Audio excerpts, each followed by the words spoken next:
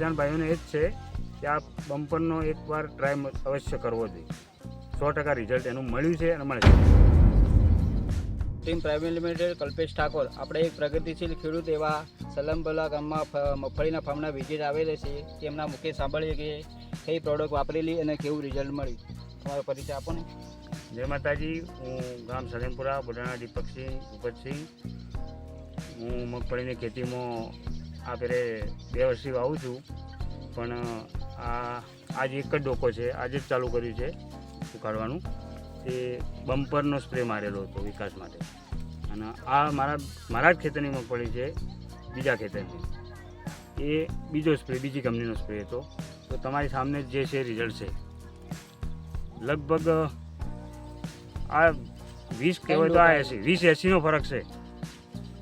અને ઓરિજિનલ વસ્તુ એક જ ડોકો છે, આ 3 ડોકા છે, આટલો ફરક છે. બીજા ખેડૂતોને શું ભલામણ કરશો? પ્રોડક્ટ વાપરવી જોઈએ કે ના વાપરવી જોઈએ? મારું કહેવું તો બધા કિસાન ભાઈઓને એ જ છે કે આ બમ્પરનો એકવાર ટ્રાય અવશ્ય કરવો જોઈએ. 100% રિઝલ્ટ એનું મળ્યું છે અને મળશે. परमानेंट फार्मिंग सॉल्यूशंस उन दिन है तो हर दिन दिवाली है.